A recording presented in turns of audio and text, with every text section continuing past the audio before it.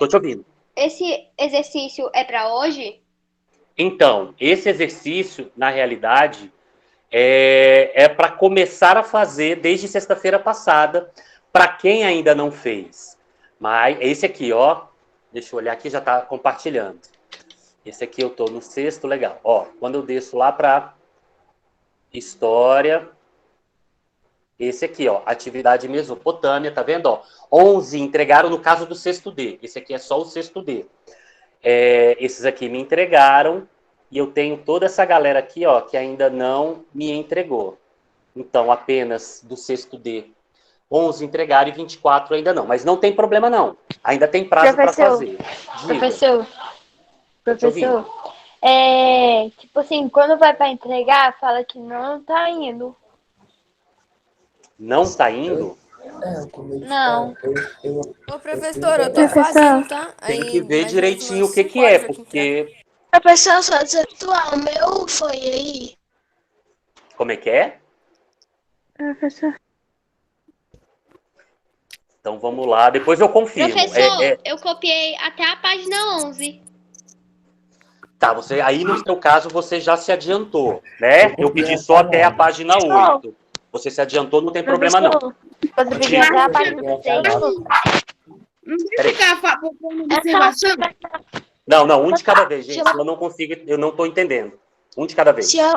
O senhor vai postar essa aula no... A aula que Vou, eu já tenho... respondi isso. Já, vou postar. Todas as aulas eu tô postando lá. Eu só não postei a primeira, a de sábado, que eu não postei. No resto, se vocês olharem lá, as duas últimas aulas eu postei normalmente lá na plataforma. Tranquilos? Então vamos seguir, galerinha. Vamos lá. Peço que desliguem os microfones. Desliguem. O Aquiles está na sala? Aquiles, você está na sala? Eu acho que ele não tá. Não, né? Ah, não. Tá não. Beleza. Vamos lá, então. Na última aula, então, só para a gente recapitular, eu sempre gosto da gente estar voltando um pouquinho. Ah, professor, parece que a aula do senhor tem hora que está repetindo. Não é isso. Lembrem o seguinte, nós somos uma turma. E a minha ideia é ninguém ficar para trás. Então, eu tenho vários alunos que entraram em contato comigo pelo Zap. Ah, professor, faltei em tal aula, eu faltei no sábado, eu faltei na última segunda-feira. Então, eu volto um pouquinho atrás para vocês pegarem o fio da meada, para vocês lembrarem do que a gente está tratando, até porque eu sei que vocês estão tendo aí um monte de aula, e cada professor está dando um conteúdo. Então, até para vocês não ficarem confusos e falar, meu Deus, o que é que o professor está falando mesmo? Eu gosto sempre de voltar nesse comecinho, que a gente está se adaptando, né, ao sistema, a gente está se adaptando aos colegas, a gente está se adaptando ao professor.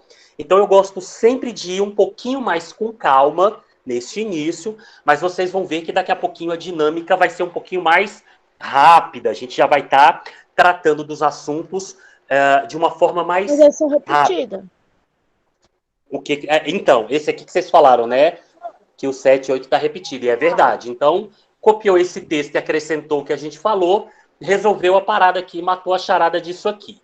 Então, só recapitulando, gente, para a gente lembrar do que a gente está tratando. Lembrando que a história ela é uma ciência do homem no passado, a gente precisa entender, primeiramente, quem era este homem, como que esse homem surgiu na Terra. Lembra que a gente tratou? Então, a gente falou da teoria evolucionista e da teoria criacionista. Então, falamos das duas. Lembramos que a teoria criacionista, por mais importante que ela seja no campo acadêmico, ela não é utilizada no campo acadêmico.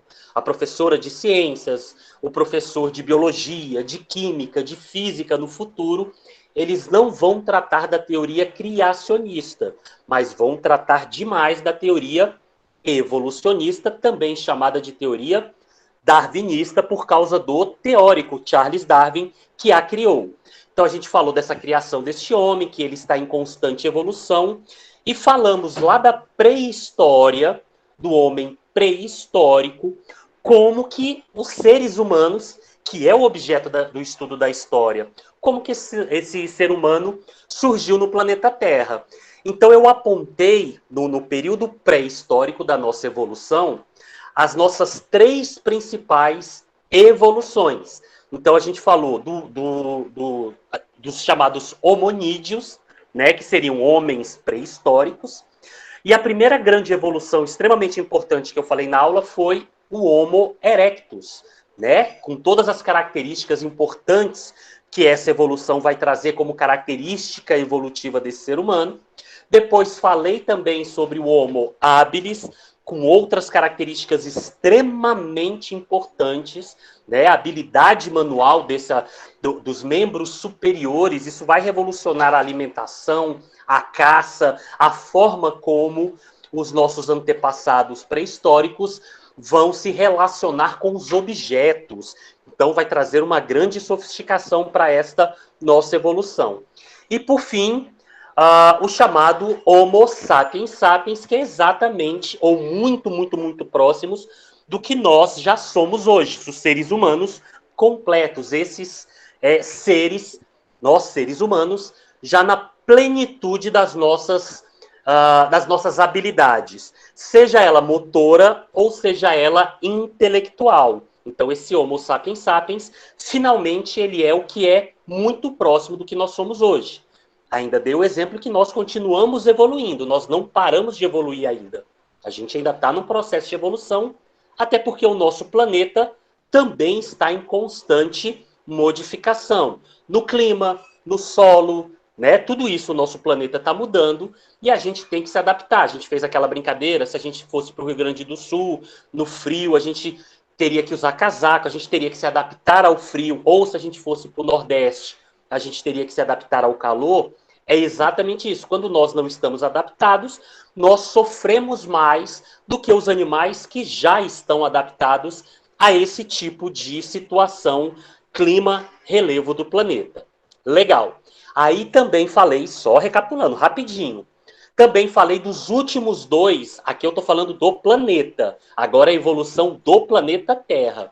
Eu falei os dois últimos períodos pré-históricos em que o Homo sapiens sapiens já estava na Terra, ou seja, não tinha dinossauro e já tinha, os animais já eram muito, muito próximos do que já existe hoje no planeta Terra, e os dois períodos pré-históricos que a gente viu foram o Paleolítico e o período Neolítico. E eu falei exatamente as características importantes dessa transformação do planeta que vai interferir da forma como os primeiros homens pré-históricos viviam e, obviamente, com interferência dos primeiros homens da antiguidade. Então, falei que o Paleolítico, o cara vivia da caça, da coleta, ele morava dentro de cavernas, ele vai ter acesso ao fogo, mas ele não controlava esse fogo ainda. As primeiras pinturas rupestres ou desenhos rupestres viviam em núcleos familiares extremamente pequenos e eles eram nômades, ou seja, eles não tinham, justamente por essa situação do planeta, de ter que estar caçando, de ter que estar coletando, então eles tinham que estar sempre mudando, porque morar em caverna não era nada seguro, não era nada bacana. Primeiro, porque acabava com a comida daquele local que eles estavam, então eles tinham que se mudar atrás de comida. E segundo, que os predadores atacavam eles o tempo todo. Então, quando aquele local não era seguro, eles também tinham que mudar.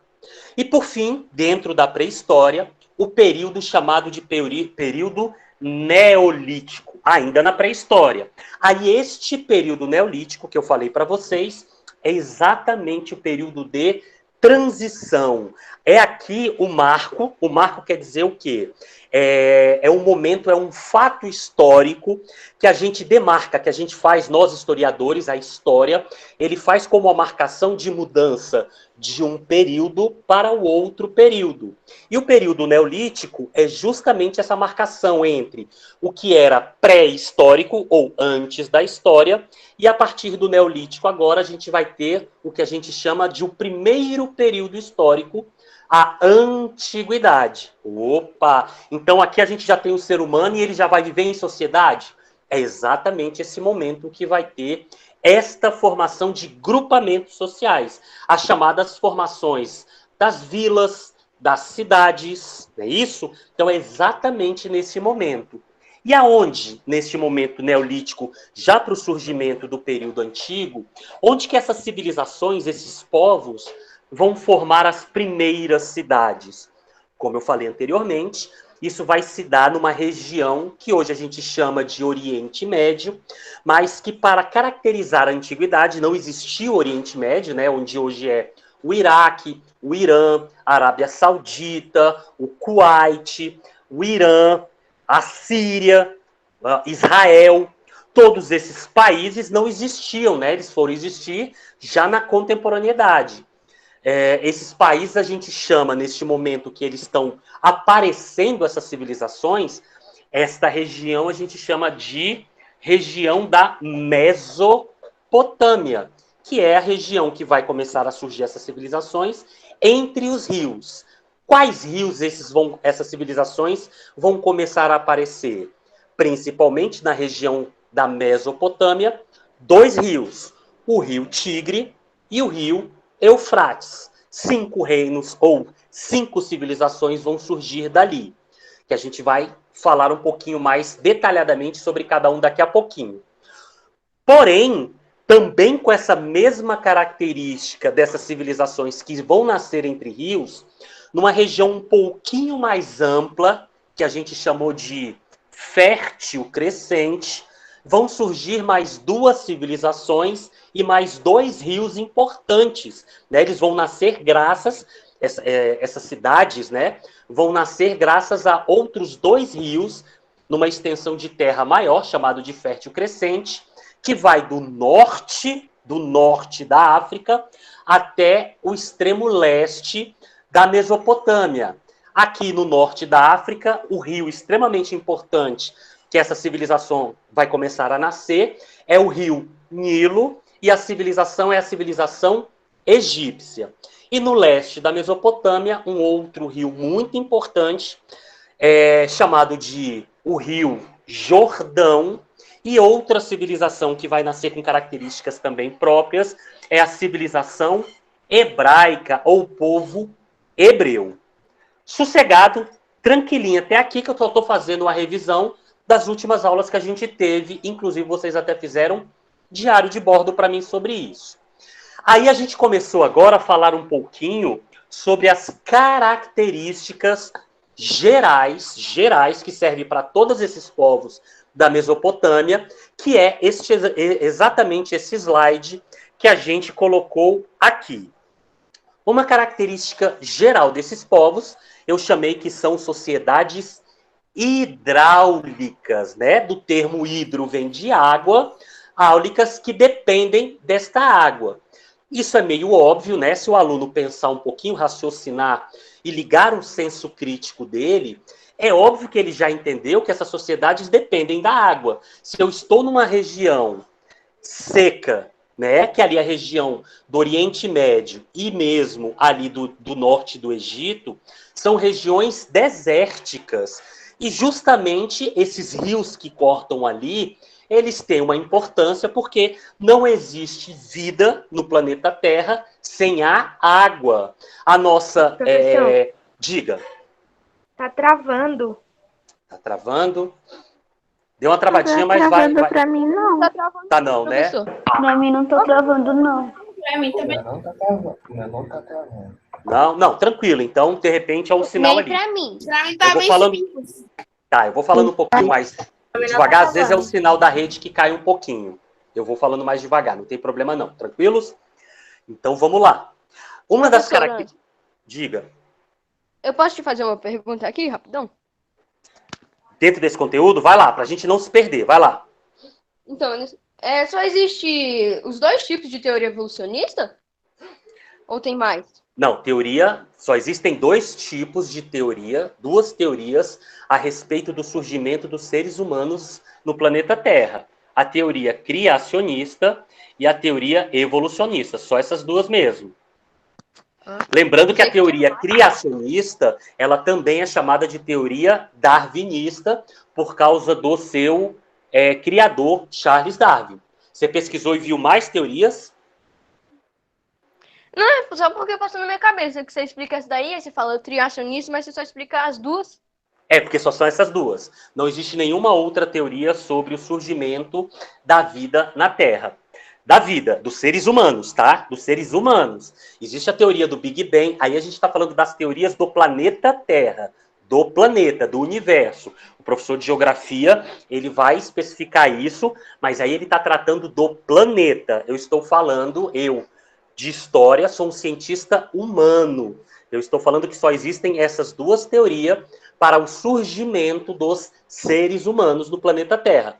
A teoria criacionista, porque a Bíblia é um livro bastante antigo e ele, no Pentateuco, que são os 5 primeiros livros, é fonte histórica. Se ele é fonte histórica, a gente tem que utilizar ele para explicar, mesmo que de forma racional, que existe a teoria criacionista. Está lá falando, os povos antigos acreditavam, né, que Deus, o criador de tudo, criou o homem e depois a mulher.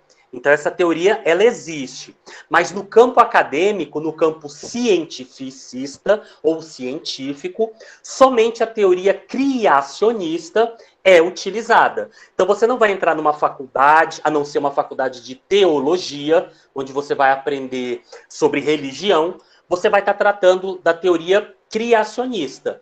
Em todas as outras ciências, você só vai estar sempre tratando da teoria evolucionista. A sua professora de ciências, o seu professor de biologia, de química, de física, todos eles têm como fundamento, base, a ciência. Se tem a ciência, a teoria utilizada é a teoria evolucionista, ou ainda chamada de darwinista, que o seu criador é Charles Darwin. Tem várias teorias, né, do DNA, do surgimento da matéria, da astrofísica, mas todas elas derivam, têm origem na teoria evolucionista, tá? Todas elas. Você, depois da teoria evolucionista, você vai ter várias teorias, mas para o surgimento dos seres humanos, é sempre baseada ou na criacionista ou na evolucionista. Fechou? Respondi? Uhum. Beleza, então. Então, voltando então às questões das características comuns que todos esses povos que viviam na Mesopotâmia e no Fértil Crescente tinham em comum. A primeira delas, e é meio óbvio, é a questão de serem sociedades hidráulicas. Sociedades que dependem da água doce desses 4 rios que a gente falou. Tanto do Rio Tigre, do Eufrates, do Jordão, quanto do Nilo. E por que dependem dessa água? Vocês sabem que o planeta Terra, a grande maioria do planeta, assim como o corpo humano, né? O corpo humano, ele é o quê? 70%, se não me engano, é de água, não é verdade? 70% do nosso corpo é constituído de água. E somente os outros 30% envolve pele, músculo e todos os outros componentes do nosso corpo. Então, a água é muito, muito importante para a nossa sobrevivência.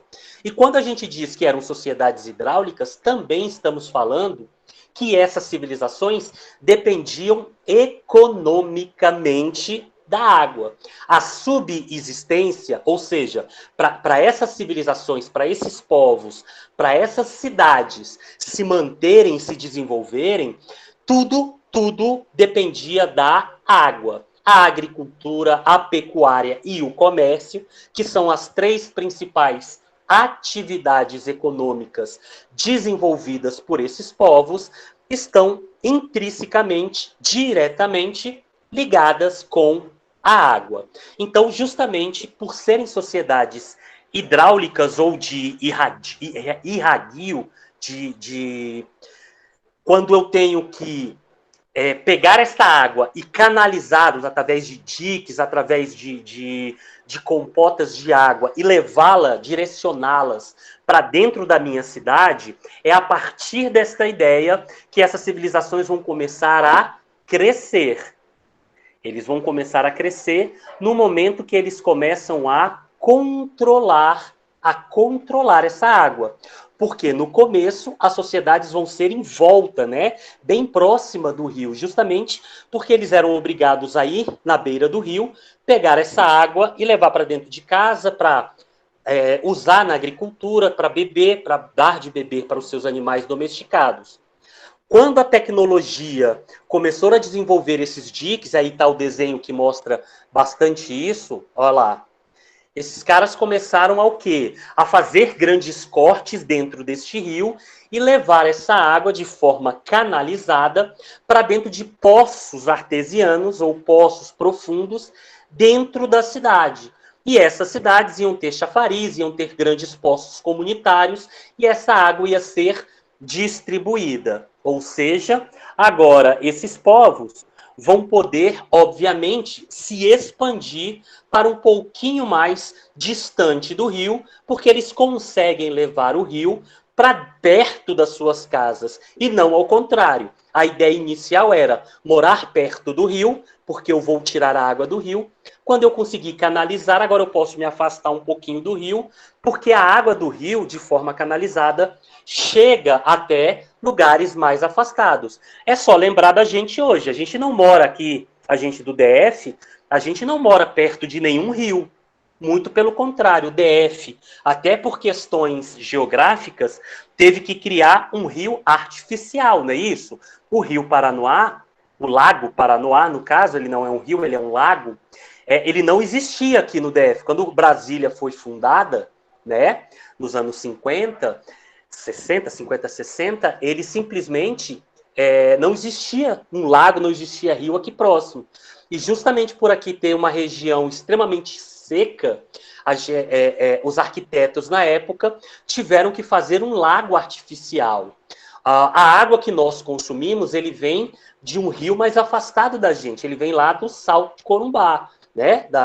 Do Corumbá. E é justamente essa canalização desta água que vem de lá, vem até um centro de tratamento para tirar ali todas as impurezas dessa água, e essa água também de forma canalizada, através de canos, né?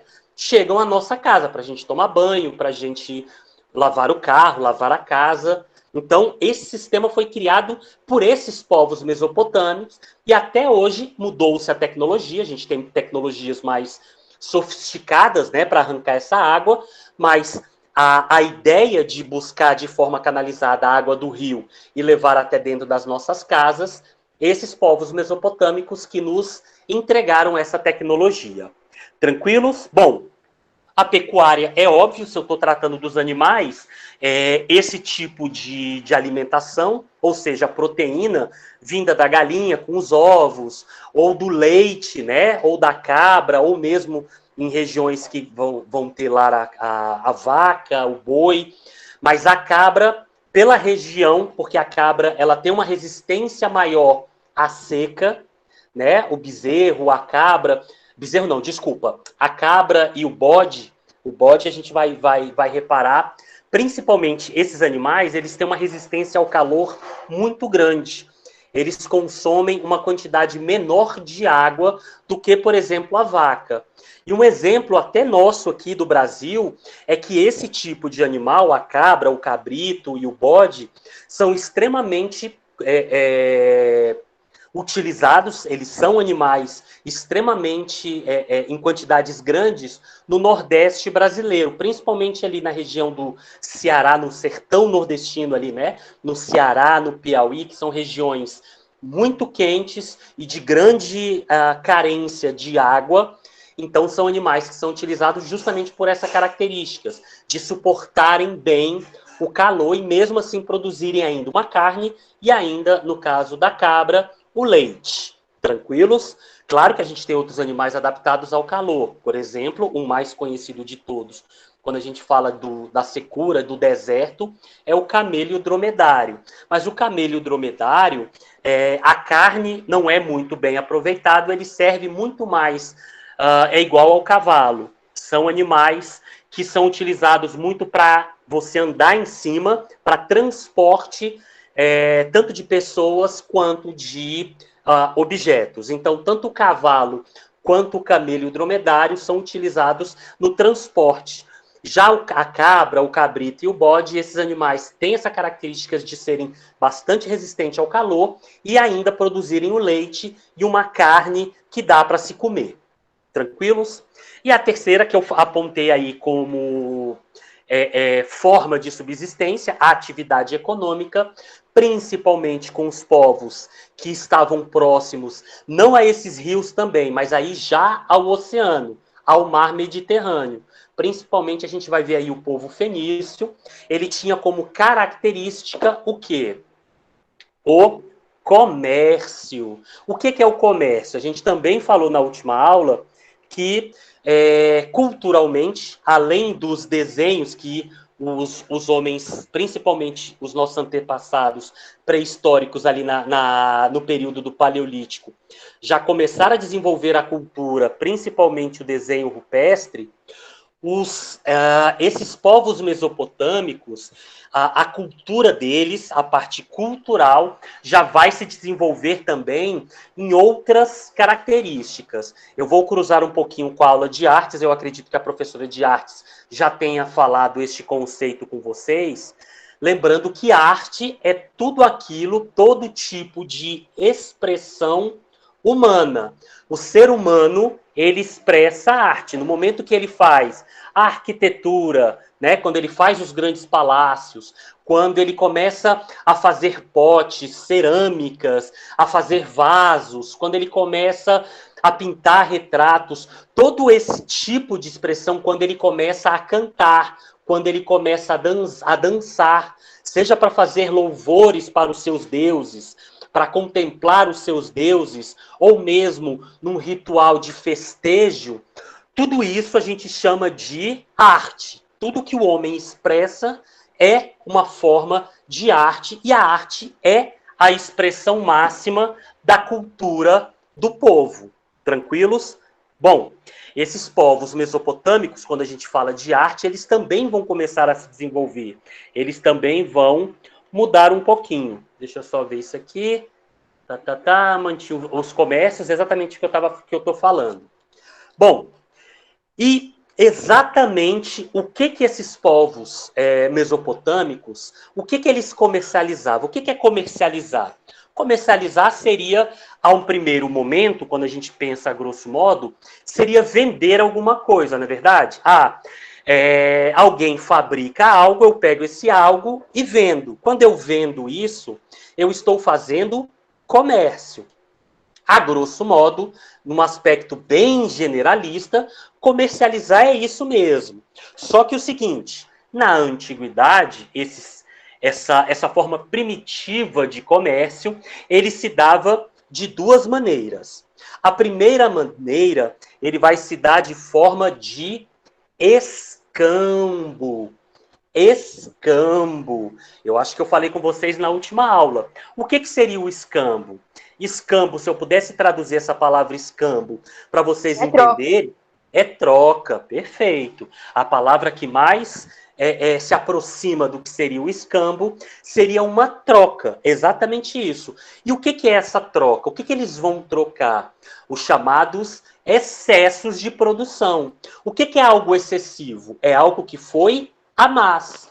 Então, por exemplo, se eu pego o povo, se eu pego os egípcios têm uma grande agricultura, uma agricultura de grãos muito forte, principalmente o milho e o trigo, que são duas matérias-primas extremamente importantes para vários tipos de alimento, vários tipos, né? Com trigo e com milho, você faz uma espécie de farinha, e essa farinha de trigo e essa farinha de milho, ele é matéria-prima para bolo, para pão, para uma série de alimentos, para o cuscuz, que esse alimento também é bastante antigo, né? Que seria a milharina, que é uma espécie de um grão mais grosso desse milho.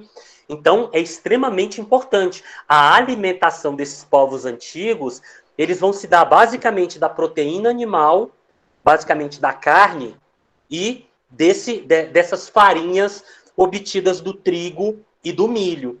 Só que essas grandes civilizações, eles produziam muito isso. Então, imagina que eu só produzo trigo.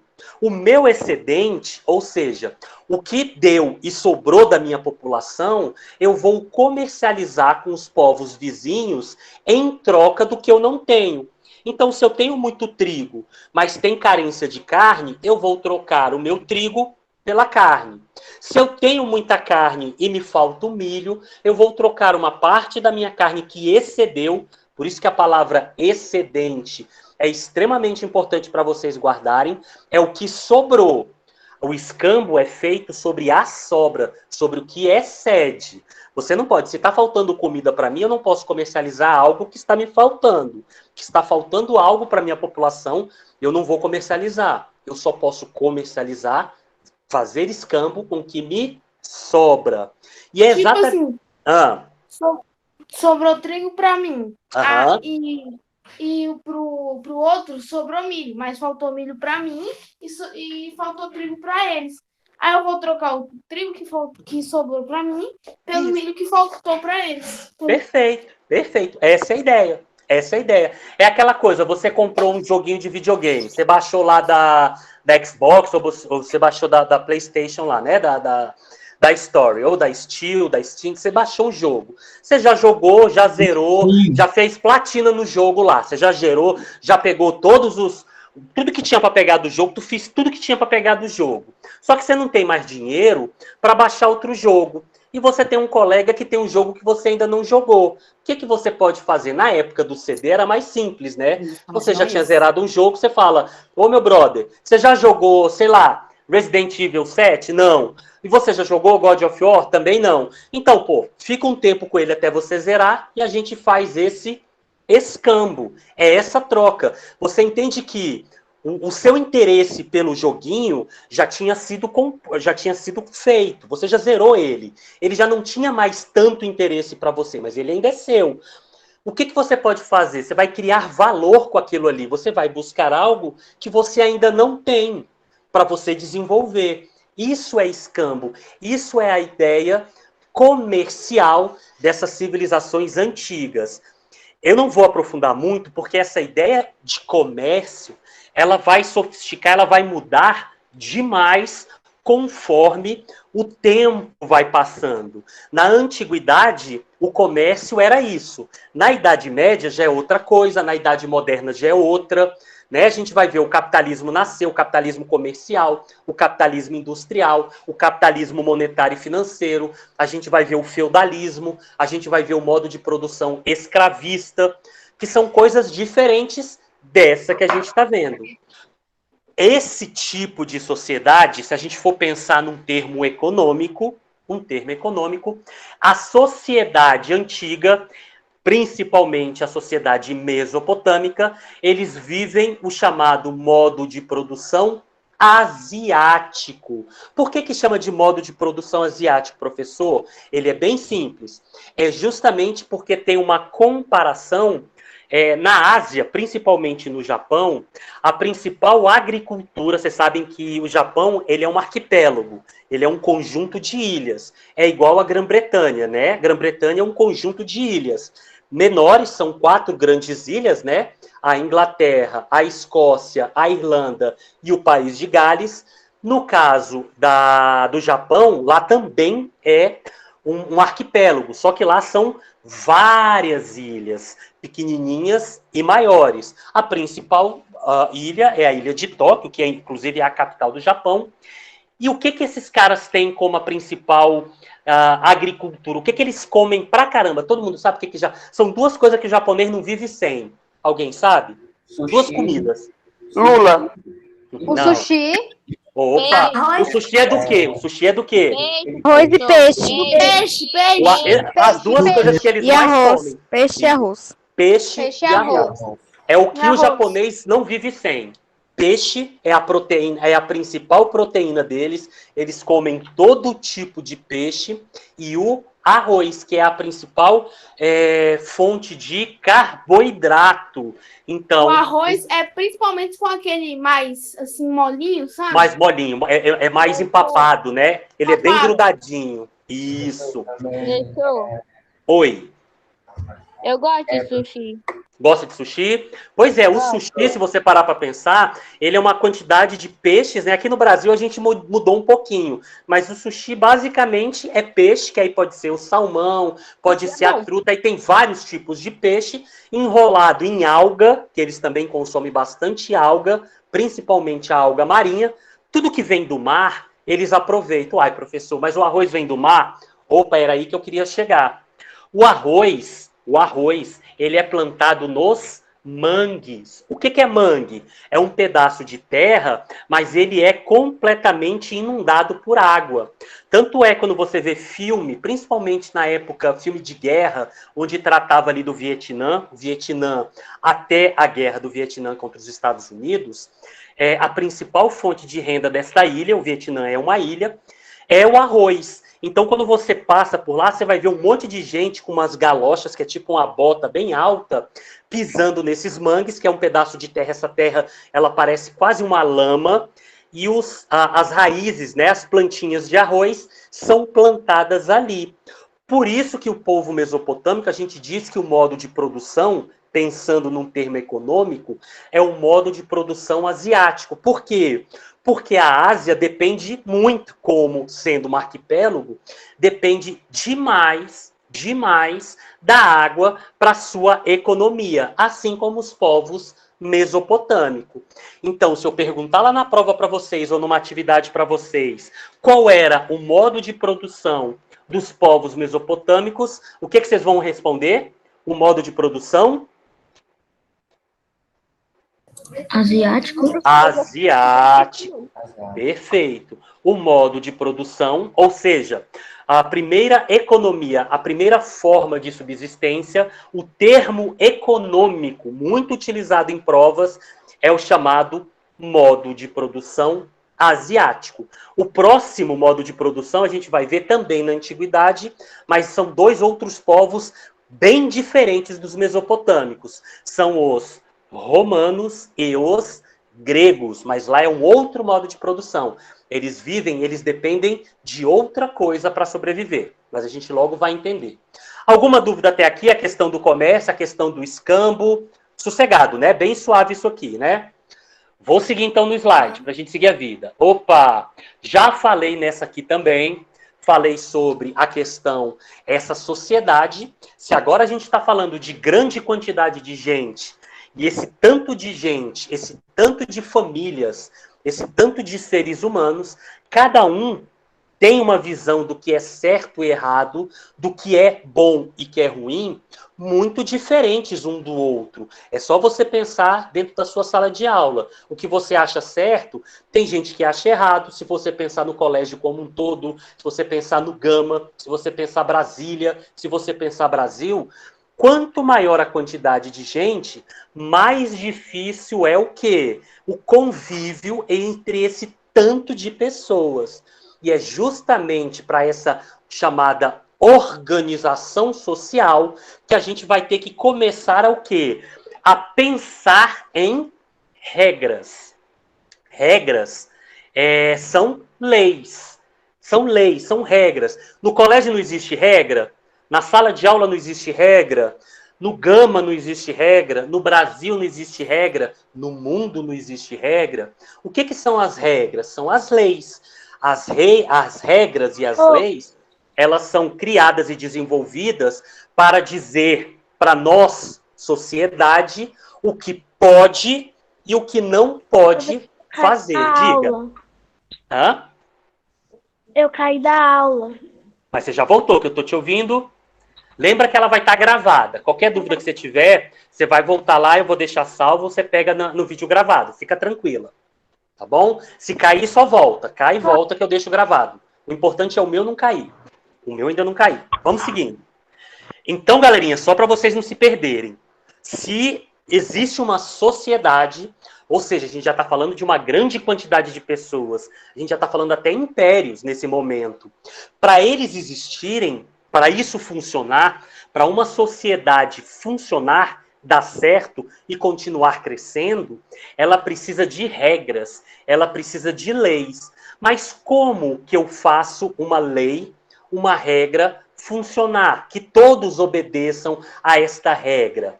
Simples. Para isso que servem os líderes, para isso que servem os reis. Estes reis, essas lideranças, são justamente pessoas que vão estar dentro desse próprio povo, mas que têm características de justamente organizarem essa sociedade. E como é que eles vão fazer? Bom, os primeiros reis, os primeiros líderes, né, os primeiros governantes dessas cidades, eles vão governar, ou seja, eles vão administrar esse povo através das regras, através das leis, porque eles comandavam, eles eram também comandantes do exército. E por que ser comandante do exército é importante para fazer valer as leis, professor? Simples. Se eu tenho... O exército não é a força. Quem tem o exército representa o poder da força. Não existe nenhuma sociedade, em qualquer momento do mundo, que não tenha ou a polícia ou o exército. O governador, ele não tem a polícia. Se alguma coisa, se ele dá uma ordem e o cidadão não quiser cumprir, e a lei está escrita, é para ser obedecida e você vai descumprir, esse governador, ele não tem direito de mandar a polícia te prender? Tem. Existe a regra e ele está lá para fazer essas regras valerem. Se você desobedecer essa lei, o que vai acontecer com você? Ele vai utilizar a força para fazer valer essa lei. E justamente por isso que esses primeiros reis, esses primeiros governantes, eles eram também comandantes de grandes exércitos. Porque ele vai utilizar a força do exército para fazer valer as suas regras, a sua lei. Alguma dúvida sobre isso? Posso seguir? É que nem dizem. O povo não tem medo do que é o mais alto. O povo tem medo da polícia, do que tem do que pode te ferir a você. Tipo, tem muita gente que não tem medo do governante, mas tem medo. Ninguém quer ser preso, não é tem medo da gente. Ninguém tem medo de governante. Claro, tem medo do... Não tem medo do governante. Tem medo ele pode fazer. Da polícia, tem medo do... Mas quem é que não tem medo da polícia? A polícia tá mandando matar a gente. Não, calma. A polícia, o papel da... Calma. Não. Vocês estão viajando. Volta para mim. O papel da polícia não é matar cidadão, não é matar criança, não é matar ninguém. O papel... Vocês então não entenderam. Olha para mim. Do mesmo jeito que eu... A polícia só mata quando é preciso.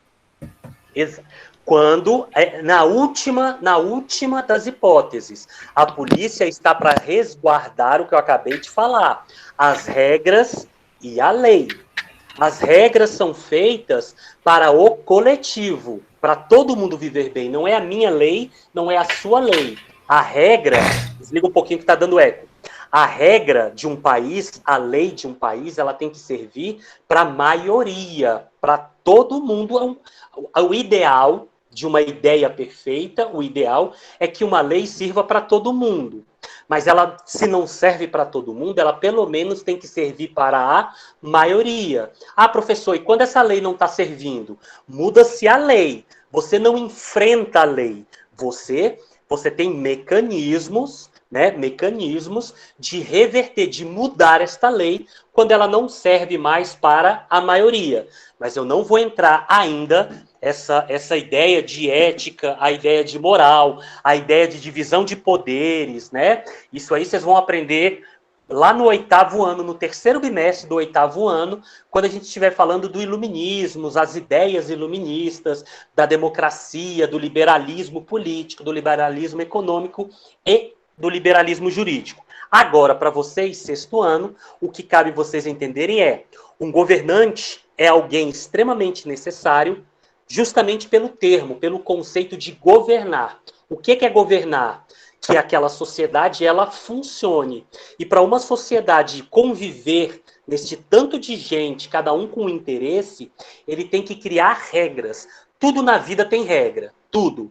Desde aqui do MIT, a gente já estabeleceu as nossas regras. Olha, um de cada vez, quando for tirar dúvida. Tem professor que libera o chat, tem professor que não libera o chat. Existe regra.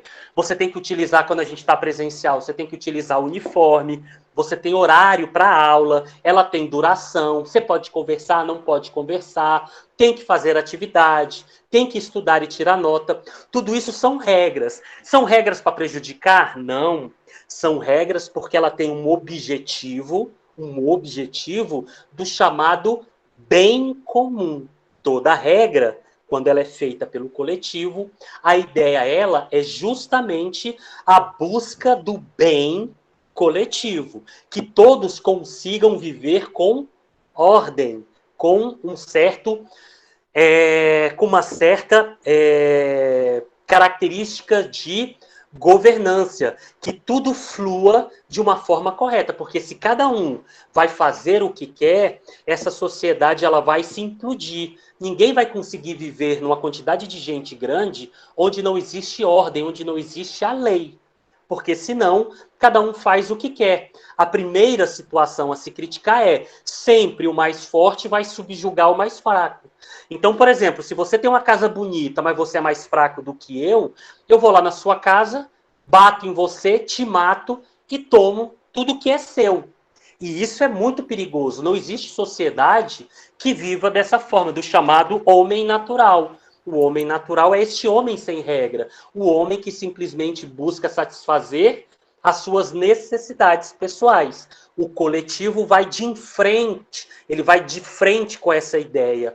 Ele vai minimizar a ideia do indivíduo e vai priorizar a ideia do coletivo. Não é 100% para você, mas se é 50% para você e é 50% para todo mundo, vai valer essa regra, porque o que importa é todo mundo estar bem e não somente você. Essa é a ideia do surgimento dos chamados governantes. E ele só vai conseguir governar, ou seja, fazer valer as suas regras e a sua lei, porque ele também era comandante, ele também tinha a força, o exército nas suas mãos. Sossegada essa ideia, qualquer dúvida me pergunte, tranquilos? Vou seguir então. Então tá lá. Quando a gente fala que existe um governo, e esse governo ele precisa organizar esses indivíduos de forma coletiva, eu preciso encaixar, criar regras para a minha cidade funcionar. Quando ele pensa de forma coletiva, ele vai começar a dividir os indivíduos de forma coletiva. E como é que eu faço essa divisão do indivíduo pelo coletivo? Nas chamadas divisões sociais. Tá aí, ó, o que eu acabei de colocar aí para vocês. Esse a gente chama de pirâmide social. Essa pirâmide social, principalmente o pessoal de geografia, o pessoal de estatística, na história a gente vai utilizar muito essa pirâmide social. E ela, vocês vão ver que ela modifica o tempo todo. O tempo todo essa sociedade, ela vai modificar. Por quê? Acabei de falar. Se os seres humanos, a vida, ela se adapta conforme a transformação do planeta, é óbvio que o ser humano, ele também se adapta à sua sociedade. Então, se eu tenho uma sociedade que ela é hidráulica, eu tenho que dividir a minha sociedade para resolver os meus problemas econômicos, por exemplo, do modo de produção asiático. Então, a minha sociedade é dividida como? No caso da Mesopotâmia.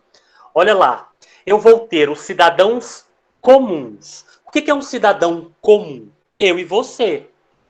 O juiz é um cidadão comum? Não. Como não, professor? Ele não é um homem igual a mim e a você? Quando a gente fala em divisão social, a gente está fazendo a divisão pela sua função. Os seres humanos, no caso a sociedade mesopotâmica, ela vai ser dividida pela sua função. Tem gente que tem a função de trabalhar, tem gente que tem a função de criar leis. Então tá lá. Como é que a sociedade mesopotâmica está sendo dividida lá? Tá vendo lá, ó, aqui em cima? Opa! Eu vou ter a chamada classe da aristocracia. Todo mundo tá vendo aqui no canto direito? Bem aqui, ó. Deixa eu ampliar ele aqui, ó. Aqui a gente vai ter a nossa primeira elite. A primeira elite. O que é elite? Tanto é que ela tá ali no topo da pirâmide, tá vendo, ó? Quanto mais estreita a pirâmide, quer dizer que tem uma quantidade de pessoas menor. Tá certo? Quanto maior a base da pirâmide, mais gente está naquela divisão social. Então, lá no topo, lá na ponta, lá nesse quadradinho pequenininho ali, a gente vai ter ali na sociedade mesopotâmica chamada aristocracia. Professor, o que significa aristocracia? Governo de poucos. Governo de pouca gente. Poucas pessoas podiam ser consideradas nessa sociedade aristocratas. Quem que podia ser considerado, professor? Aristocrática. Que são essas camadas sociais mais privilegiadas. Olha lá, gente. O rei e a sua família, obviamente. Os nobres. Quem são os nobres? Primos, sobrinhos, tios, parentes do rei e da sua família. Esses são chamados nobres, que estão ligados a essas famílias. Os sacerdotes, que representam a religião, os sacerdotes também eles eram bastante privilegiados na sociedade mesopotâmica. E, por fim, os chefes militares. Não eram todos os militares, galera. Eram os chefes militares, os comandantes. Por que o comandante ele é aristocrata e o soldado não? Porque o comandante é quem manda. Eu dou a ordem para o comandante, eu sou soldado, eu só obedeço. Então, quem é importante? Quem manda ou quem obedece? Quem manda, obviamente. Então, quando eu digo que eles são aristocratas e são privilegiados, professor, em que sentido a gente está dizendo isso? Simples, gente. Essa classe dos aristocratas dentro da Mesopotâmia, eles são os que têm a melhor alimentação, são os que têm as melhores casas, eles que mandam, eles que criam as regras. Eles não obedecem às regras, eles não são obrigados a obedecer, mas eles que criam as regras para o resto da população, para o resto da sociedade obedecer. Quem cria a regra não tem mais privilégio do que quem obedece? Claro que sim. Por quê? Porque quem faz regras normalmente se beneficia delas. Então vamos imaginar o seguinte, eu sou o rei e eu não gosto de dormir tarde. Eu não gosto de dormir tarde.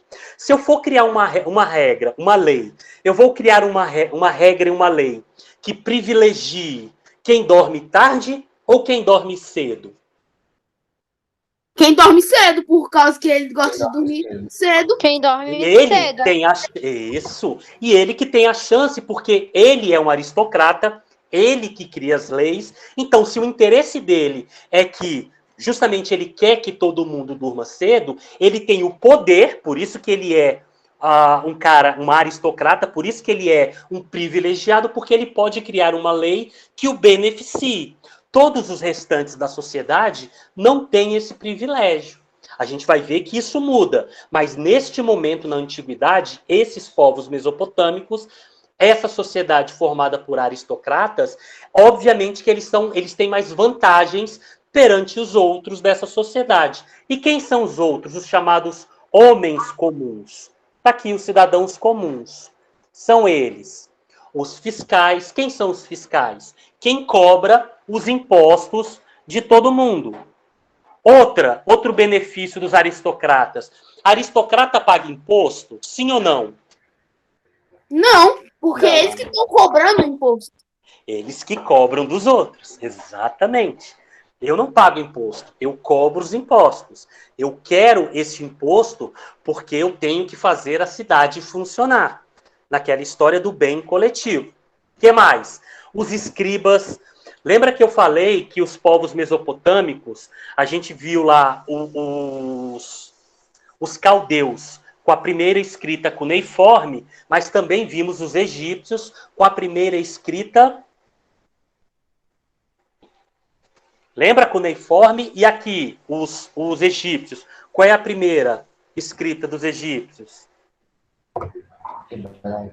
Escribas? Aeroglifos. Aeroglifos. São aqueles desenhos egípcios. E quem é que sabia escrever? Era todo mundo que sabia ler e escrever? Não. Eram quem? Eram exatamente os escribas. Esses caras que vão conseguir ler e escrever. Eles que vão fazer os registros contábeis dentro das cidades, e eles que vão redigir os primeiros documentos desses povos mesopotâmicos. Diga. Você está no slide da pirâmide ou você já passou? Eu vou falar especificamente dos egípcios. Calma que a gente chega lá, fica tranquilo. Ali eu só citei por alto, mas a gente vai falar de cada povo desse aí. Aqui eu estou falando das características gerais dos povos mesopotâmicos, características gerais. Todos eles tinham essas características, tranquilo? A sociedade deles, tanto do Egito, quanto na Babilônia, quanto dos fenícios, quanto dos hebreus, tanto quanto os caldeus, todos eles tinham como característica esse tipo de divisão social. Tranquilos? O que mais? Os escribas, os comerciantes, os artesãos, os criadores de gado e os camponeses, ou seja, quem lidava com a agricultura e com a pecuária, e, por fim, os soldados. Cuidado aqui. O general, ele é um soldado? Não, o general é o comandante. É um comandante. Então, o soldado é um cidadão comum. Já o comandante, o general, ele é um aristocrata, como a gente viu anteriormente. Não errem nisso. Se liga nesses peguinhas. Olha o tanto de peguinha que eu posso criar numa atividade aí para vocês e vocês errarem. Quando eu falar do comandante, do general, do comandante do exército, esse cara é aristocrata. Ele manda. Ele tá lá em cima. Ele é um privilegiado. Quando eu falar do soldado, o soldado é um cidadão comum. Ele paga imposto e ele obedece ordens. Fechou? Massa demais. Vocês estão anotando isso porque quando a gente for fazer lá o nosso diário de bordo, vocês vão acrescentar essas coisas aqui no slide. Vocês não esquecem não que vocês já estão careca de saber essa pedagogia. Professor, aí. Diga. Professor, é para anotar isso aí que você tá falando? Como é que é? É para anotar o que você tá falando?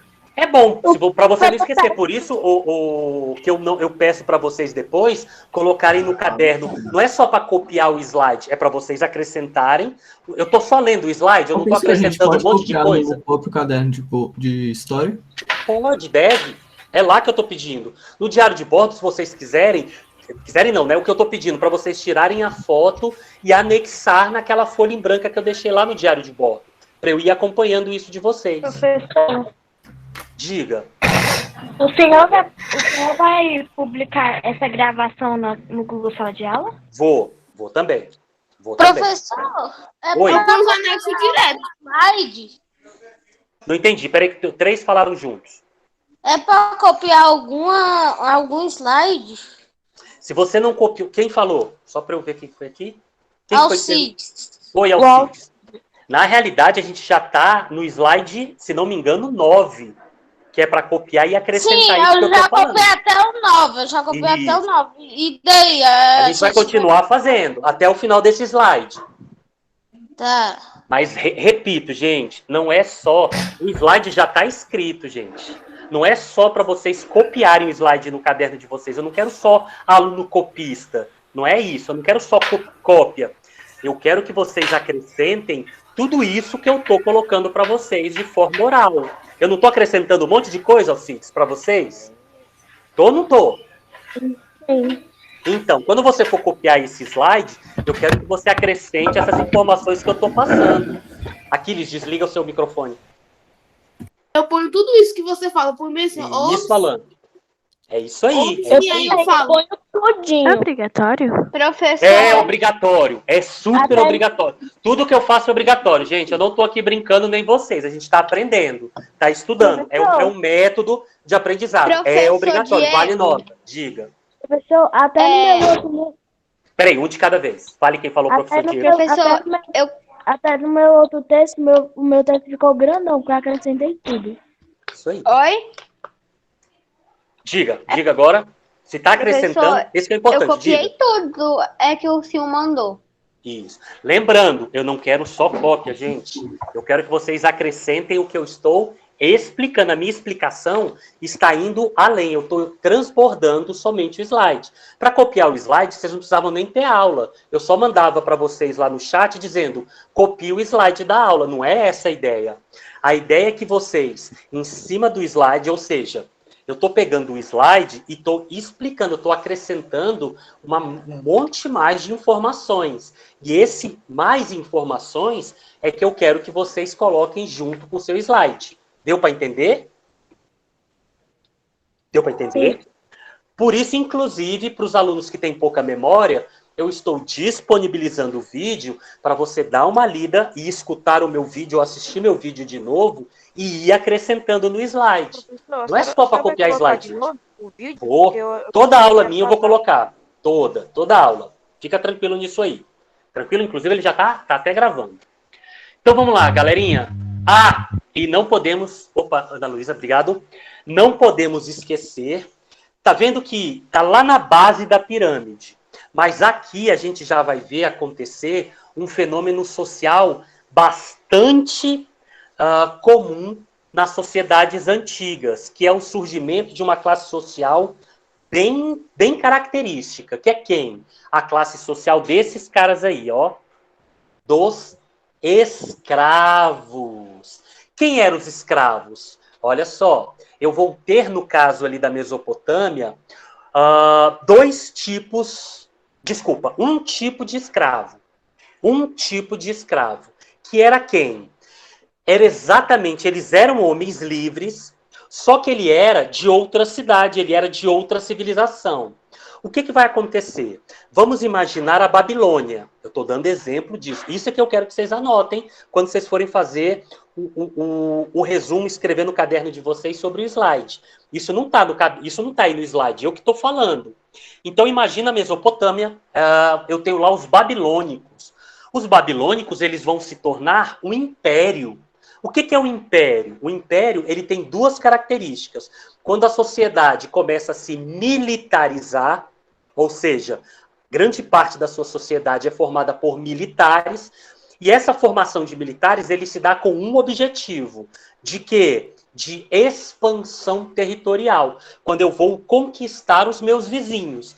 Então, imagina o seguinte, eu tenho uma população, então eu tenho uma quantidade de comida, só que eu não quero fazer escambo, eu não quero comercializar, eu não quero viver da agricultura, eu não quero viver da pecuária, eu quero viver do quê? Eu quero viver do espólio de guerra, eu quero viver de conquistar outros territórios. E muitas dessas civilizações, acabei de dar um exemplo nisso, o Império Babilônico vai fazer isso, o próprio Império Egípcio vai fazer isso, os gregos vão fazer isso, os romanos, os alemães, os franceses, os ingleses, em várias épocas e períodos históricos da humanidade, países e civilizações vão se militarizar com uma intenção, com um objetivo de expansão territorial. E, justamente nessa expansão territorial, quando eu conquisto outra cidade, quando eu conquisto outros povos, o que eu faço com o povo que eu conquistei? Eu transformo essas pessoas em escravos. Então, esses escravos, diferentemente de todos esses outros cidadãos... Professor?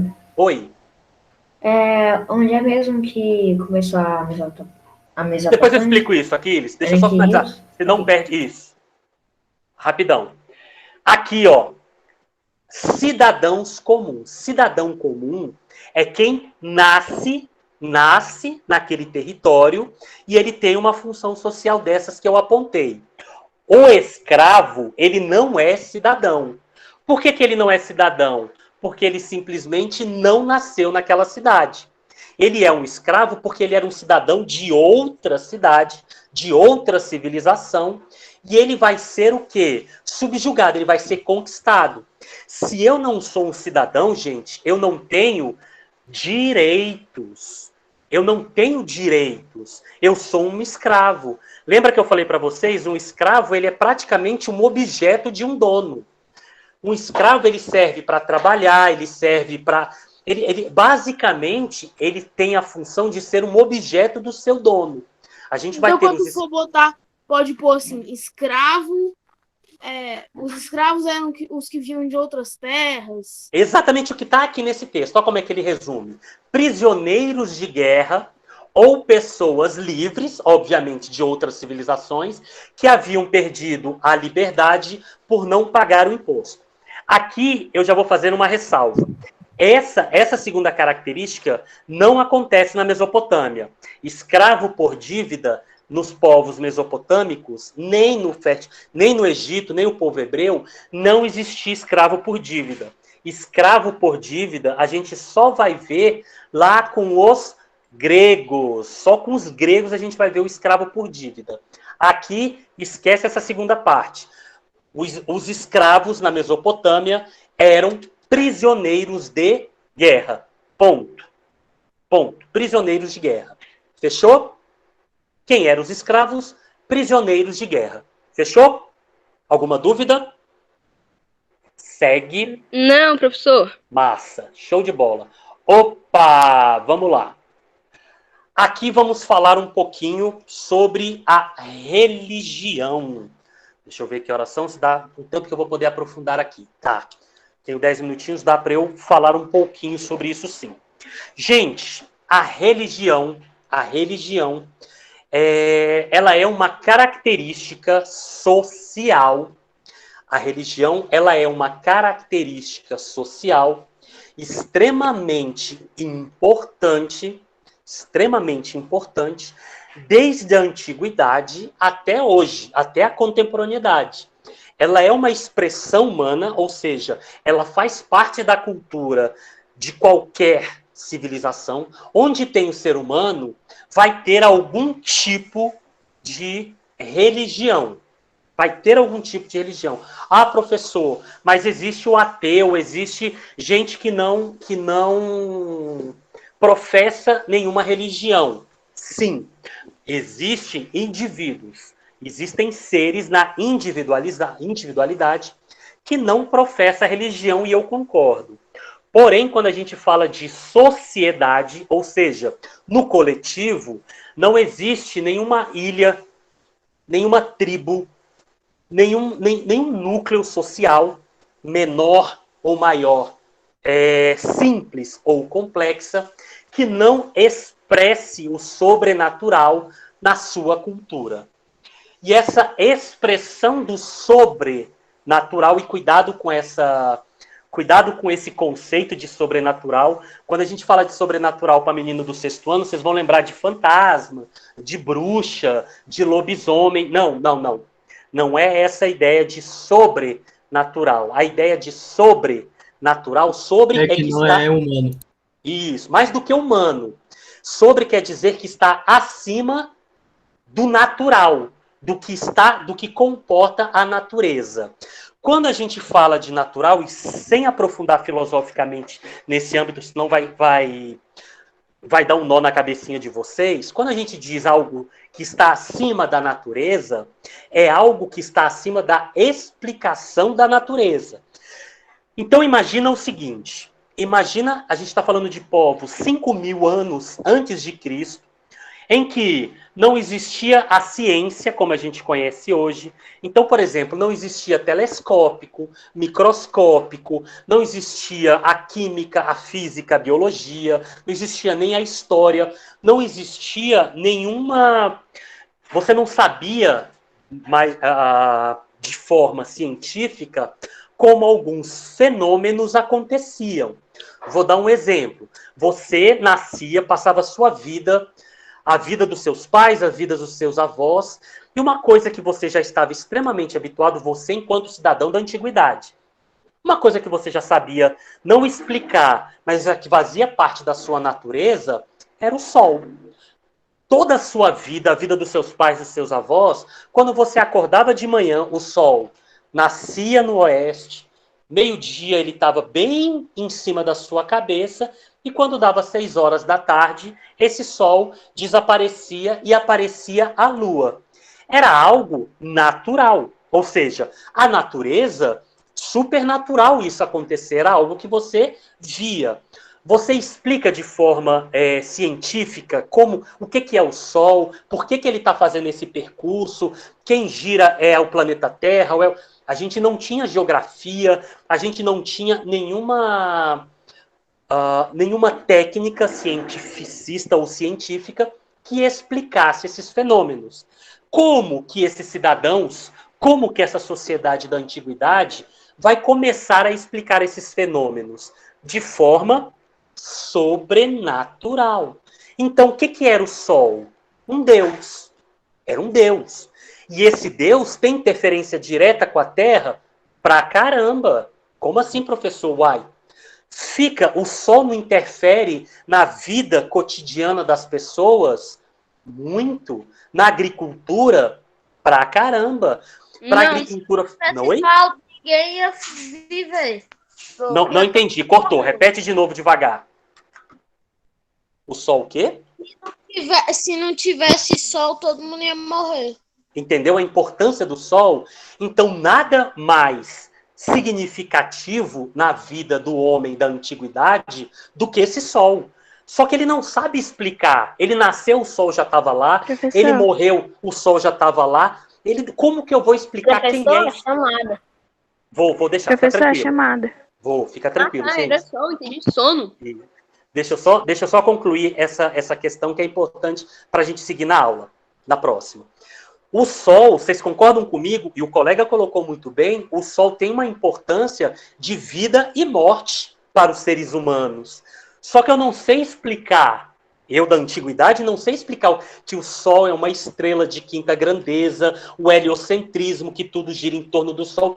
Isso vai vir milhares de anos depois. Então, como que eu vou explicar algo tão importante para mim, enquanto sociedade, que é o Sol?